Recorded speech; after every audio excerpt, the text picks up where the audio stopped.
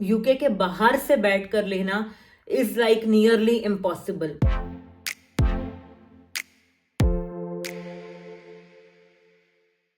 Hello and welcome to my channel Desified उम्मे।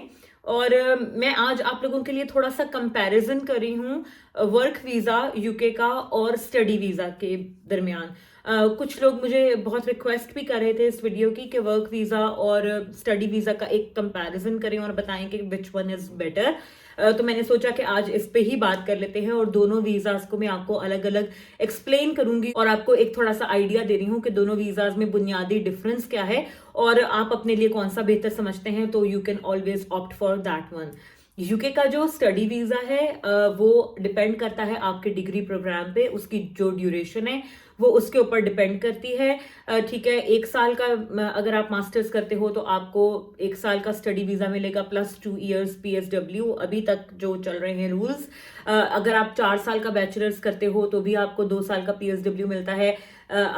उसके बाद अगर आप पीएचडी कर रहे हो या आप मास्टर्स विद रिसर्च कर रहे हो, स्पेशली अगर आप पीएचडी कर रहे हो तो आपको जो है वो 3 साल का पीएसडब्ल्यू मिलता है। तो ये सारी की सारी जो है वो चीजें हैं, मतलब लेंथ ऑफ वीजा। जबकि अगर आप वर्क वीजा या वर्क परमिट, जिसको आम अल्फाज में बोलते हैं, अगर आप वर्क परमिट लेकर यूके आते हो तो आपका जो वीजा होता है उसकी मुद्दत होती है 5 साल। अगर आप पूरे करोगे उस वीजा के ऊपर तो आपको जो है वो इनडेफिनेट लीव टू रिमेन, जिसको कि आईएलआर भी बोलते हैं, और अगर आप इसको मतलब आम जबान में समझना चाहो तो परमानेंट रेजिडेंस जो होती है पीआर, वो आपको मिल जाती है आफ्टर 5 इयर्स, जब आपके वर्क वीजा पे पूरे होते हैं। जबकि स्टूडेंट वीजा में आईएलआर तक पहुंचने का प्रोसेस काफी ज्यादा लंबा और लेंथी है। बाज लोगों के लिए बहुत मुश्किल भी हो जाता है क्योंकि आप पहले स्टडी वीजा खत्म करोगे, फिर आप पीएसडब्ल्यू पे शिफ्ट होगे, फिर आप कोई स्पॉन्सरशिप जॉब ढूंढोगे and then you will convert into a work visa. तो फिर उसके बाद 5 साल वर्क वीजा पर पूरे करने के बाद आपको आईएलआर का स्टेटस मिलता है। तो ये आप देख लो कि ये बुनियादी डिफरेंस है। अब अगर मैं बात करूं कि कितनी आराम से मिल जाता है, तो ऑब्वियसली स्टूडेंट वीजा लेना कंपैरेटिवली अगर हम बात करें वर्क वीजा से बहुत ज्यादा आसान है। ठीक है, आपने ऑनलाइन एप्लीकेशन जमा करानी होती है किसी भी यूनिवर्सिटी में, किसी भी कोर्स में जो आपके इंटरेस्ट का हो, फ्री ऑफ कॉस्ट आपकी एप्लीकेशन जमा होती है, आप सारा प्रोसेस करते हो, चार्जेस वीजा के पे करते हो और आप विद इन 3-4 मंथ्स आपका सारा प्रोसीजर हो जाता है एडमिशन अप्लाई करने से लेकर यूके आने तक। मतलब मैक्सिमम अगर आप लगाओ 6 महीने में आपका सारा का सारा प्रोसीजर हो जाता है। और एडमिशन बहुत ज्यादा लोगों को मिलता है, बहुत सारी यूनिवर्सिटीज हैं यूके में, आपको कोई भी प्रॉब्लम नहीं होता एडमिशन लेने के लिए। जबकि अगर हम आईएल मतलब वर्क वीजा की बात करें, टियर 2 वीजा जो है, तो उसको यूके के बाहर से बैठ कर लेना इज लाइक नियरली इम्पॉसिबल। बहुत बहुत कम लोग होते हैं जिनको आउटसाइड यूके जो है वो वर्क वीजा मिलता है, अपने कंट्री में बैठे बैठे जिनको स्पॉन्सरशिप मिलती है। ठीक है, वर्क वीजा के लिए बुनियादी रिक्वायरमेंट ये है कि आपको ऐसी जॉब लेनी पड़ती है जो कि स्पॉन्सरशिप जॉब हो, यानी कि जो आपका एम्प्लॉयर हो वो आपको यूके के बाहर से स्पॉन्सर करके वीजा वर्क वीजा दिलवा कर यूके के अंदर बुला सकता हो। यहाँ पर मैं एक चीज ये आपको क्लियर करना चाहूंगी कि हर जो एम्प्लॉयर है यूके में, जितने भी ऑफिसेज हैं, जितने भी एम्प्लॉयर्स हैं, वो तमाम के तमाम जो हैं वो वर्क वीजा को जो है ना वो स्पॉन्सर नहीं कर सकते। कुछ एम्प्लॉयर्स हैं सिर्फ जो कि वर्क वीजा स्पॉन्सर कर सकते हैं और जिनके साथ अगर आप जॉब लोगे तो वो एक स्पॉन्सरशिप जॉब कहलाएगी। ठीक है, यहाँ पर यही बुनियादी डिफरेंस है। आम जॉब्स तो आपको बेतहाशा मिल जाएंगी, लेकिन स्पॉन्सरशिप जॉब ढूंढना एक काम है और यूके के बाहर से बैठकर ये डबल मुश्किल हो जाता है क्योंकि आपको नहीं पता होता कि कौन सी कंपनीज स्पॉन्सरशिप जॉब प्रोवाइड करती हैं, कौन सी कंपनी स्पॉन्सरशिप जॉब प्रोवाइड नहीं करती। तो इसलिए वर्क वीजा लेना बहुत ही ज्यादा प्रॉब्लमेटिक होता है और लोग यूजुअली प्रेफर यही करते हैं कि पहले वो स्टडी वीजा पर या किसी भी और वीजा पर जो उनको अलाउ करे यहाँ पर काम करना, उसके ऊपर वो पहले यूके में एक दफा आ जाएं और once they will be here then they will start applying for the work visa. क्योंकि यूके में बैठकर वर्क वीजा अप्लाई करना निस्बतन आसान है एज कंपेयर टू कि अगर आप यूके के बाहर से अप्लाई कर रहे हो। ठीक है, अगर आप प्रॉपर चैनल के थ्रू लेते हो, यानी जेन्युइन एम्प्लॉयर को आप अप्लाई करते हो, वो आपको जॉब ऑफर देते हैं, आप एक्सेप्ट करते हो, तो फिर तो आपको कोई इस तरह के एक्स्ट्रा चार्जेस बेयर नहीं करने पड़ेंगे और स्मूथली आपका वर्क वीजा रिलेटेड प्रोसेस हो जाएगा और ज्यादातर आपकी जो जितनी भी कॉस्ट होती है वो आपका एम्प्लॉयर ही बर्दाश्त करता है। लेकिन अगर आप जो है जो थोड़े जो 2 नंबर तरीके होते हैं वर्क वीजा लेने के, या जैसे कि होता है कि पेड, आजकल इंडिया में स्पेशली ये ट्रेंड बहुत ज्यादा है कि वो लमसम आपसे पैसे लेते हैं, एजेंसीज होती हैं, कुछ प्राइवेट लोग होते हैं, 15,000 पाउंड, 20,000 पाउंड, और वो आपको वर्क वीजा दिलवा देते हैं।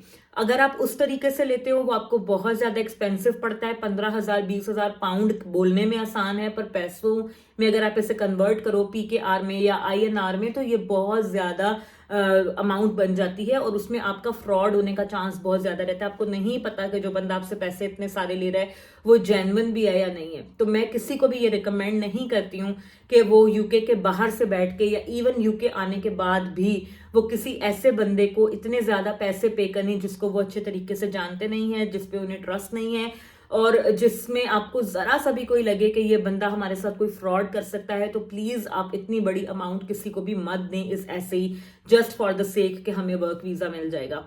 ठीक है, तीसरी जो कैटेगरी है वो है जो केयर होम की जॉब्स हैं, आजकल वो बहुत ज्यादा आ रही हैं यूके में, स्किल्स शॉर्टेज लिस्ट में है। ठीक है, उसमें बहुत ज्यादा इजीली स्पॉन्सरशिप मिल रही है, और काफी सारे स्टूडेंट्स जो हैं वो स्पॉन्सरशिप जॉब ले रहे हैं। अब एक सवाल जो बहुत ज्यादा मुझे आता है वो ये कि अगर हम स्टडी वीजा पर यूके आ जाते हैं, तो स्टडी वीजा पर आने के बाद क्या हम वर्क वीजा पर शिफ्ट कर सकते हैं? आप बिल्कुल कर सकते हैं वर्क वीजा पर शिफ्ट, और जैसे ही आप वर्क वीजा पे शिफ्ट करोगे तो आप फिर स्टडी अपनी कंटिन्यू करो या ना करो, दैट डजंट मैटर, क्योंकि आपका वीजा स्विच हो चुका होगा, वीजा आपका चेंज हो चुका होगा। ठीक है, तो यहाँ आने के बाद अगर आपको केयर होम की कोई जॉब मिल जाती है जो आपको स्पॉन्सरशिप देते हैं, या वैसे अगर आपको स्पॉन्सरशिप की कोई और जॉब मिल जाती है, तो आप इजीली वीजा स्विच कर सकते हो यूके से बैठे बैठे ही, और आपको उसके बाद अपनी पढ़ाई कंटिन्यू रखने की भी कोई जरूरत नहीं है अगर आप ना चाहो तो। अब बात कर लेते हैं कि ईज ऑफ गेटिंग वीजा भी मैंने आपको बता दिया कि स्टडी वीजा आराम से मिल जाता है, वर्क वीजा बहुत मुश्किल से मिलता है यूके के बाहर से। और तीसरी चीज इसमें जो मैं कवर करना चाह रही थी वो है कॉस्ट वीजा की। तो देखें, स्टडी वीजा जो है वो आपको कंपैरेटिवली महंगा पड़ता है, क्योंकि एक तो आपको वीजा जल्दी मिल रहा है, प्लस उसमें यह है कि आपने वीजा पे करना है, आपने IHS पे करना है, और आपने अपनी फीस भी अरेंज करनी है। तो इस मायनों में आपको वो ज्यादा महंगा पड़ जाता है as compare to work visa. Work visa का यह है कि उनकी वीजा फीस भी ज्यादा है, और उनका IHS तो जाता ही जाता है, तो वो उस में मतलब काइंड ऑफ बैलेंस ही हो जाता है, क्योंकि स्टूडेंट वीजा की कॉस्ट कम है बट उनके साथ में फीस है, जबकि वर्क वीजा जो है उनकी वीजा की कॉस्ट ही बहुत ज्यादा है, और अगर फिर साथ में आपके डिपेंडेंट्स भी हैं तो डिपेंडेंट्स का भी आपको सारा का सारा कॉस्ट वो बेयर करना पड़ेगा। तो ये कुछ कंपैरिजंस हैं। ठीक है, दोनों वीजास की अपनी अपनी इंपॉर्टेंस है, दोनों बहुत ज्यादा पॉपुलर वीजाज हैं यूके के। इन पाकिस्तान, इंडिया, बांग्लादेश, नेपाल के जो स्टूडेंट्स हैं या जो लोग इंटरेस्टेड हैं उनके लिए ये मैंने एक वीडियो बनाया है, बिकॉज वर्क वीजा हमारे मुल्कों में बाहर से बैठकर लेना is very very challenging and very very difficult. मतलब अगर 100 लोग अप्लाई करते हैं तो मे बी हार्डली किसी 1 या 2 को मिलेगा। ये इतने कम चांसेस होते हैं बाहर से लेने के। तो बेहतर यही है कि आप यूके के अंदर आ जाओ जब एक दफा स्टडी वीजा पर या किसी भी और कैटेगरी पर, तो फिर आप वर्क वीजा का अपना प्रोसेस शुरू कर दो। ठीक है, जो ILR है, जो PR है, परमानेंट रेजिडेंस है, वो उसी सूरत में हो सकती है यूके के अंदर जब आपने यहाँ पर 5 साल एक स्पॉन्सरशिप जॉब के ऊपर जॉब की हो। Only then you will be eligible to apply for an ILR।